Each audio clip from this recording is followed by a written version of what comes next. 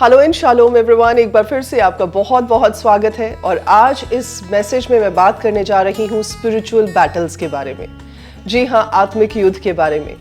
कौन सी ऐसी चीज़ें हैं जिनका हमें ख्याल रखने की ज़रूरत है, कौन सी ऐसी भयानक बातें हैं, डेंजरस गलतियाँ हैं जिनसे हमें बचने की ज़रूरत है, और कौन सी ऐसी चीज़ें हैं जिनका अगर हम ख्याल रखेंगे तो हम हर एक स्पिरिचुअल बैटल में जीतने पाएंगे। आज भी बहुत सारे मैच्योर लोग भी ऐसी गलतियां कर बैठते हैं जिनकी वजह से फिर उन्हें हानि उठानी पड़ती है या उन्हें किसी ना किसी तरह का नुकसान उठाना पड़ता है। देखिए, जब हम इस बात को कहते हैं कि हम परमेश्वर के पीछे चलने वाले लोग हैं, तो हम इनवेरिएबली एक ऐसी बैटल का हिस्सा है जो शायद दिखाई तो नहीं देती, पर वो हर समय हमारे जीवन में रहती है।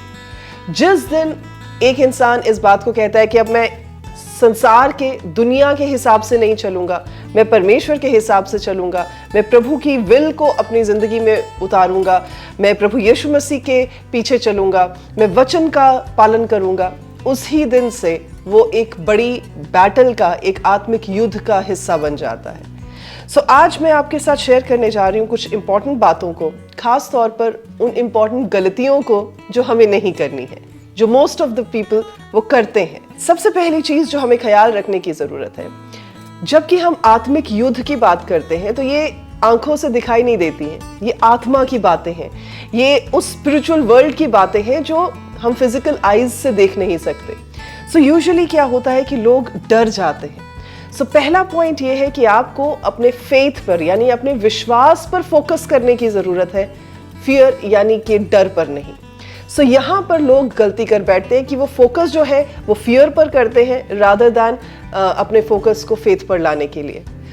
आपके लिए ये जानना जरूरी है कि परमेश्वर के वचन में ये बात लिखी है, जब प्रभु इस बात को कहते हैं यूहन्ना 16:33 में, जॉन 16:33 में, कि संसार में तो तुम्हें कलेश होगा, यानी कि संसार में, दुनिया में ऑलरेडी सब कुछ है जिसकी वजह से हम परेशान हो सकते हैं, जिसकी वजह से हमें एंजाइटी हो सकती है, या जिसकी वजह से हमें किसी भी तरह की परेशानी का हिस्सा बनाया जा सकता है। तो प्रभु कहते हैं कि इस संसार में, इस दुनिया में तो तुम्हें कलेश होगा, पर अगर बात यहीं तक होती तो शायद बहुत डरावनी बात थी। पर प्रभु यीशु मसीह ये बात कहते हैं कि हिम्मत रखो, मैंने दुनिया को जीत लिया है। यानी जब परमेश्वर ने दुनिया को जीत लिया है तो दुनिया में जो बातें हैं वो डायरेक्टली या इनडायरेक्टली हमारे तक अगर पहुंचती भी हैं, तब भी वो हमारे जीवन को खराब नहीं कर सकते। जब भी आप फेथ को और फियर को देखते हैं तो ये एक ऐसा पलड़ा है, यानी पलड़े की दो साइड्स हैं कि जिसको आप ज्यादा फीड करेंगे दूसरे वाली हल्की होती जाएगी, और जिसको आप फीड करेंगे वो हैवी होती जाएगी। परमेश्वर का वचन इस बात को कहता है कि हमें स्पिरिचुअल बैटल में, हमें आत्मा के युद्ध में डरना नहीं है। हमें परमेश्वर में होकर वो सारे हथियार बांधने हैं जो हमारे लिए दिए गए हैं। और हथियारों के बारे में आप जानते हैं कि इफिशियंस की किताब उसके 6th चैप्टर में लिखा हुआ है, 13 आयत से जब आप आगे पढ़ना शुरू करते हैं तो वहां पर बहुत सारी चीजें हैं जिनके बारे में लिखा गया है, और हम उन सारे हथियारों को बांध कर लड़ सकते हैं। अब अगर हम दुष्ट आत्माओं की या बदरूहों को फेस करने की बात करें तो कई बार लोग डर जाते कि ये कहीं डीमन पोजेशन या डीमन ऑपरेशन की बात ही ना हो। देखिए, ये चीजें होती हैं, बट उससे ज्यादा ये जो फिजिकल दिखने वाली चीजें हैं उनसे ज्यादा ये होती तो सुपरनैचुरल चीजें हैं। पर परमेश्वर का वचन क्या कहता है? पहला यूहन्ना 4:4 में इस बात को कहा गया है कि बालको, तुमने उस पर जय पाई है। यानी कि हमारे बारे में बात की गई है कि इन डीमंस के ऊपर, डिमोनिक स्पिरिट्स के ऊपर, इन अंधकार की ताकतों के ऊपर परमेश्वर कहते हैं कि हमने जय पाई है और हमें डरने की जरूरत नहीं है। वो इसलिए क्योंकि प्रभु का वचन कहता है जो तुम में है वो बड़ा है उससे जो कि संसार में है। अगर संसार में ये चीजें हैं जिनसे आप लड़ रहे हैं, तो आपके अंदर कौन है? आपके अंदर परमेश्वर है जो इन सभी चीजों के ऊपर जयवंत है। अपने आत्मा के युद्ध को, अपने आत्मिक युद्ध, अपनी स्पिरिचुअल बैटल्स को डर के साथ फेस करने की बजाय परमेश्वर के प्रॉमिसेस में फेथ के साथ इन बैटल्स को लड़ने की कोशिश करें। भजन संहिता 27:1 में भी ये बात कही गई है कि जब परमेश्वर मेरी रोशनी और मेरा नजात है तो मुझे किसका डर? जब परमेश्वर मेरा स्ट्रॉन्ग गढ़ है तो मैं किससे डर सकता हूँ?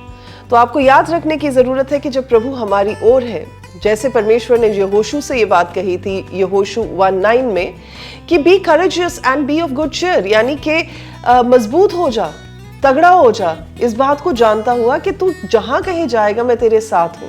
तो हमें भी ये बात याद रखने की जरूरत है कि परमेश्वर ने हमें अकेला नहीं छोड़ा है। हम जिस जगह पर भी होंगे, जिस आत्मिक युद्ध का भी हिस्सा होंगे, प्रभु हमारे साथ है। सो बजाय इसके कि आप डर पर फोकस करें, बजाय इसके कि आप अनदेखी चीजों के प्रभाव में अपने आप को जो है डरपोक बना ले, परमेश्वर के इस वचन को कहकर प्रार्थना किया करें, जैसे कि लिखा है 2 तिमोथेयुस के 1:7 में कि परमेश्वर ने हमें डर की आत्मा नहीं दी है, परमेश्वर ने हमें निडरता का आत्मा दिया है, सेल्फ डिसिप्लिन और संयम का आत्मा दिया है और प्रेम का आत्मा दिया है। सो इन बातों को, इन वचनों को याद रखते हुए आप अपनी स्पिरिचुअल बैटल को लड़ सकते हैं।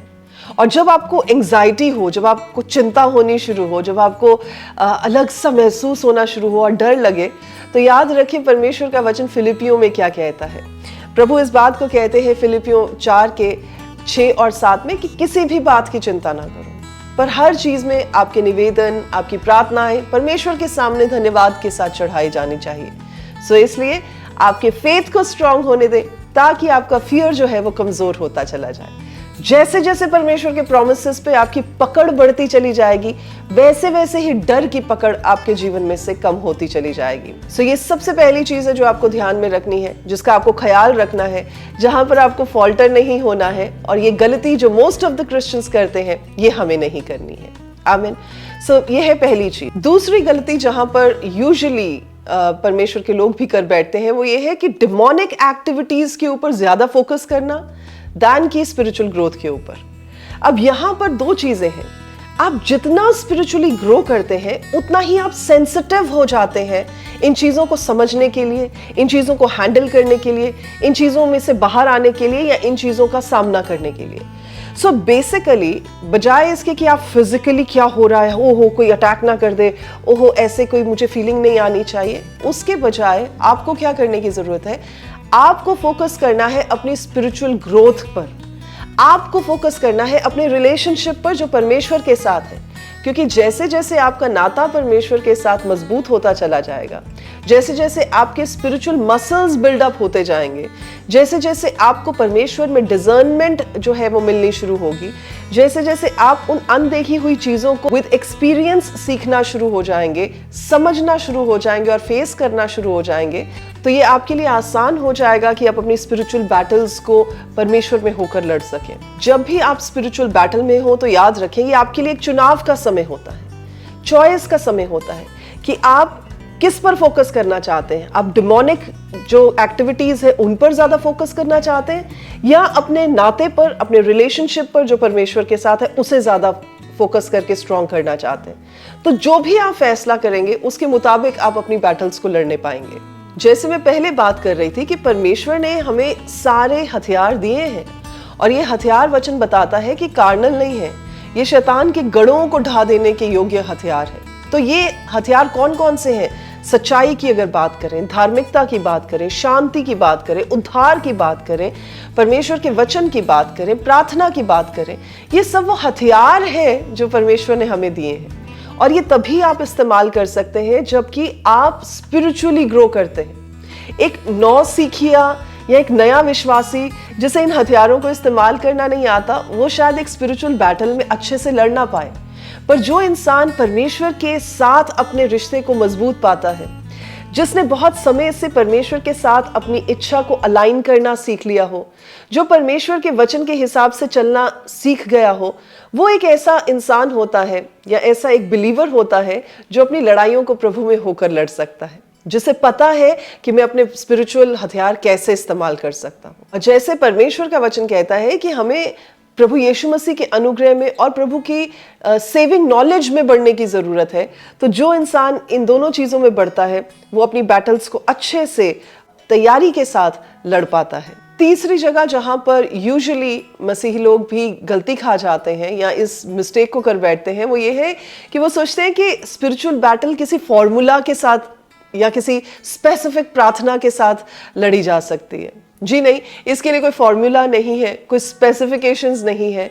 पर अगर आप देखें, ये सोनली इस बात पर निर्धारित करती है कि आप परमेश्वर के पावर में होकर ऑपरेट कर रहे हैं। क्योंकि स्पिरिचुअल बैटल्स आप और मैं अपनी क्षमता में, अपनी कैपेसिटी में नहीं लड़ सकते। इसके लिए हमें परमेश्वर के सामर्थ की, परमेश्वर के हिम्मत की और परमेश्वर की पावर की ज़रूरत है। जब हम याकूब की पत्री उसके 4 चैप्टर की 7वीं आयत को देखते हैं तो वहां पर यह बात कही गई है कि अपने आप को परमेश्वर के अधीन करना है और शैतान का सामना करना है। तो ये कोई फॉर्मूला नहीं है, ये एक तरीका है, ये एक नियम है। यानी जितना जितना आप अपने आप को परमेश्वर के सबमिशन में लेकर आएंगे, अपनी उन थॉट्स को, अपने उन विचारों को परमेश्वर की सबमिशन में लेकर आएंगे जो आपको भटकाती हैं या जो आपको डराती हैं या जो आपको भरमाने के लिए भेजी गई हैं, तो जितना आप परमेश्वर के सबमिशन में आएंगे उतना ही आप मजबूती के साथ इन डिमोनिक पावर्स का सामना करने पाएंगे। जब प्रभु यीशु मसीह के पास मरकुस रचित सुसमाचार उसके 9th चैप्टर में जब आप 14 आयत से आगे पढ़ते हैं तो एक पिता आता है और वो इस बात को कहता है कि उसके बेटे के ऊपर दुष्ट आत्माओं ने बुरी तरह कब्जा किया हुआ है और वो बहुत मुश्किल, बहुत मुसीबत में है और वो चाहता है कि उसका बच्चा जो है उन चीज़ों में से बाहर निकाला जाए, डिलीवर किया जाए। तो प्रभु यीशु मसीह ने कोई स्पेसिफिकेशंस बतानी नहीं शुरू की, प्रभु ने कोई फॉर्मूलाज डिक्टेट करने नहीं शुरू किए। एक ही बात बोली कि परमेश्वर के लिए सब कुछ हो सकता है पर तुझे विश्वास करना है, इफ यू बिलीव। तो वो बंदा क्या कहता है, वो पिता क्या कहता है कि प्रभु मेरे अनबिलीफ को डील करें, यानी मेरे अविश्वास को दूर करें। सो बेसिकली आपको ये बात जानने की जरूरत है कि जब स्पिरिचुअल बैटल की बात की जाती है तो कोई लिखी लिखाई, कोई सिखाई हुई ऐसी कोई प्रार्थना या कोई चीज नहीं होती जो आपने खड़े हुए बैटल में और आपने जस्ट बोल दी, उसको वर्बली आपने बोल दिया और काम हो गया। जी नहीं, it is more to do with your relationship with God.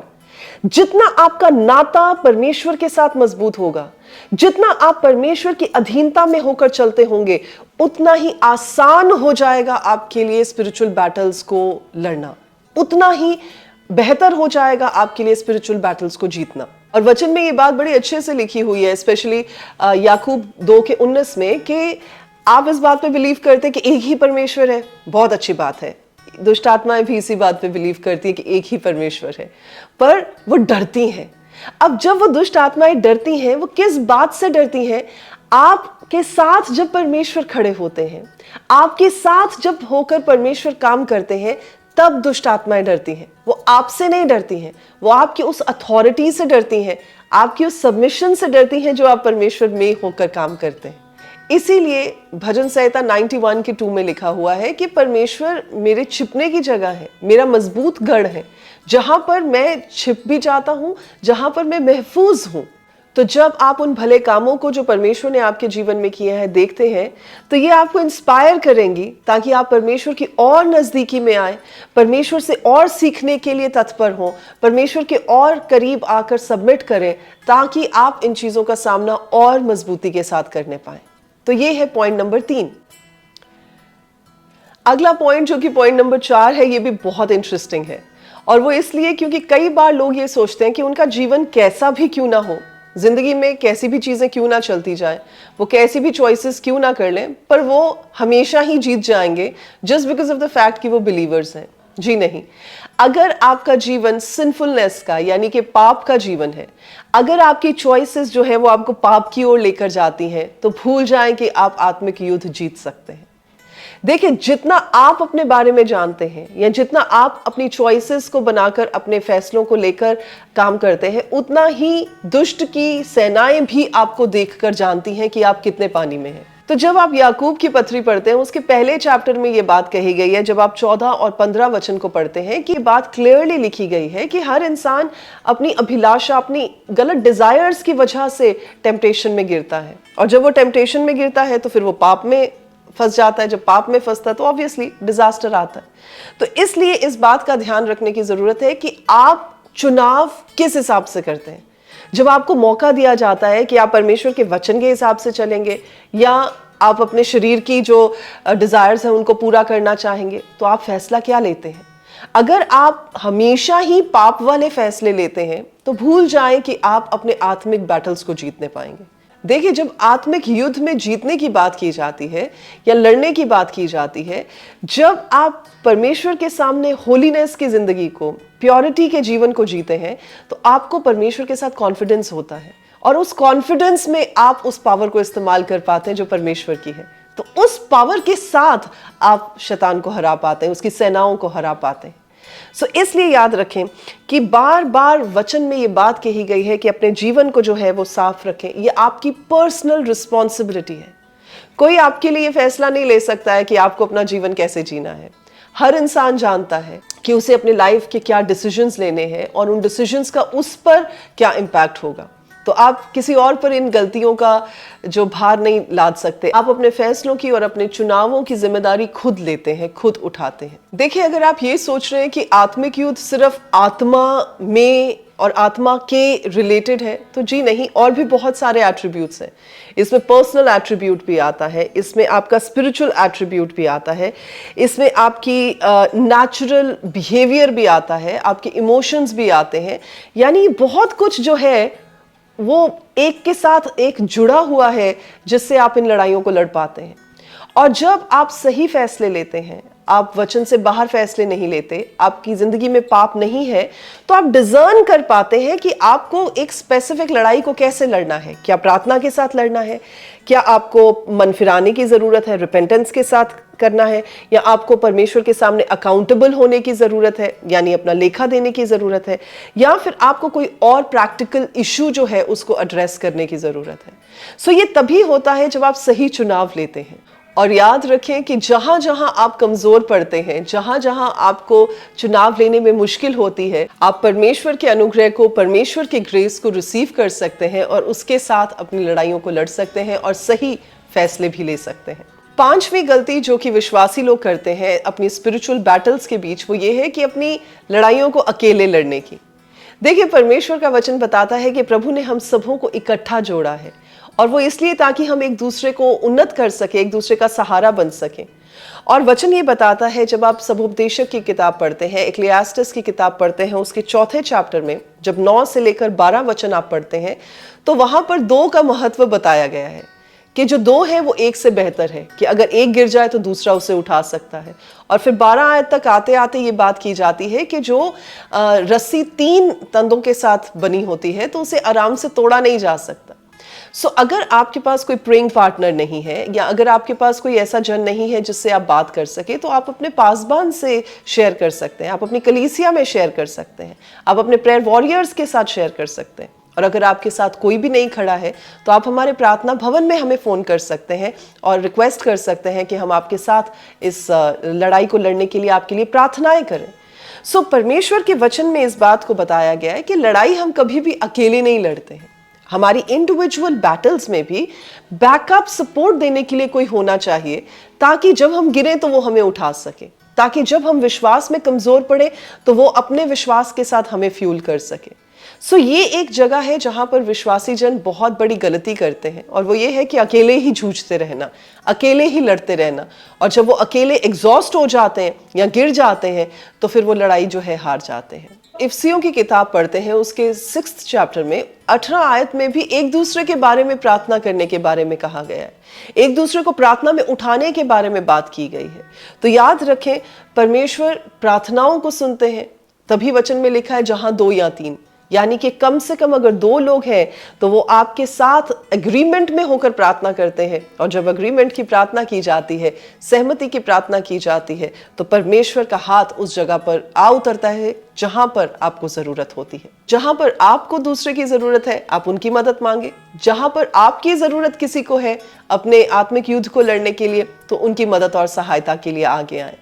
और परमेश्वर का वचन जब पहला पत्रस 5:8 पढ़ते हैं, तो वहां पर हमें अलर्ट भी करता है कि सावधान रहने के लिए कहा गया है, क्योंकि जो शैतान है वो सींग की मानद, यानी गरजने वाले सींग के समान, वो क्या करता है, लाइक अ रोरिंग लायन, वो घूमता है ताकि जो भी उसके हाथ आ जाए उसको वो शिकार कर दे। इसलिए याद रखें कि हम सब एक दूसरे के लिए अकाउंटेबल हैं। आप अपने घर के लोगों के लिए अकाउंटेबल हैं, आपके साथ जुड़े हुए लोगों के लिए अकाउंटेबल हैं, आप उनके लिए प्रार्थना करने के लिए अकाउंटेबल हैं। जिस जगह पर परमेश्वर ने आपको रखा है वहां की खुशहाली मांगने के लिए अकाउंटेबल है। तो जब आप इस बात को समझेंगे कि आप अकेले नहीं हैं, तो आप मिलकर अपने आत्मिक युद्ध को लड़ सकेंगे। आमीन। आज इस वचन के साथ मैं आपको फाइनली यही बात कहना चाहूंगी कि हर एक विश्वासी जन समझदारी के साथ और परमेश्वर के भय में होकर जब अपने आत्मिक युद्ध, अपनी स्पिरिचुअल बैटल्स को लड़ता है तो वो निश्चय ही जीतने पाता है। सो आज मेरी आपके लिए भी यही प्रार्थना है कि अगर आप अपने स्पिरिचुअल बैटल्स के दौर में से निकल रहे हैं, जो कि ऑब्वियसली कभी नहीं रुकती है, ऑनगोइंग होती है, कभी छोटी तो कभी बड़ी, तो आप इन गलतियों को ना करने पाए, आप इन गलतियों से बचने पाए। और जब आप इन गलतियों से बचकर, इन बातों का ख्याल रखकर अपनी स्पिरिचुअल बैटल्स को लड़ेंगे तो आप प्रभु में जीतने पाएंगे। आमीन। अगर आज आप इस मैसेज से एनकरेज्ड हुए हैं, कुछ नया सीखने को मिला है, तो ज़रूर हमें कमेंट सेक्शन में बताइएगा। अगर आप हमारे स्पेशल जूम सेशंस का हिस्सा बनना चाहते हैं तो आप हमारे ब्रेक थ्रू प्रेयर टावर पर भी हमें कांटेक्ट कर सकते हैं। अगर आप चंडीगढ़ ट्राई सिटी में रहते हैं और आप हीलिंग और डिलीवरेंस के लिए आना चाहते हैं तो संडे सर्विस में, जो कि बहुत ही अनॉइंटेड और पावरफुल सर्विस होती है, moving the mountain apostolic church में हमारे साथ जुड़ सकते हैं। सारी डिटेल्स के लिए आप हमारे ब्रेक थ्रू प्रेयर टावर पर कांटेक्ट कीजिए, डिस्क्रिप्शन बॉक्स में और इस वीडियो के एंड में आपके लिए सारी डिटेल्स हैं। और अगर आप हमें, हमारी मिनिस्ट्री को ऑफरिंग्स भेजना चाहते हैं और हमें सपोर्ट करना चाहते हैं, तब भी आप हमारे ब्रेक थ्रू प्रेयर टावर पर हमें कांटेक्ट कर सकते हैं। अगर अभी तक आपने हमारे चैनल को सब्सक्राइब नहीं किया तो ज़रूर करिए और आज की इस वीडियो को दूसरों के साथ भी शेयर कीजिए। आज के लिए बस इतना ही। परमेश्वर आपके साथ रहे। God bless you. शालोम।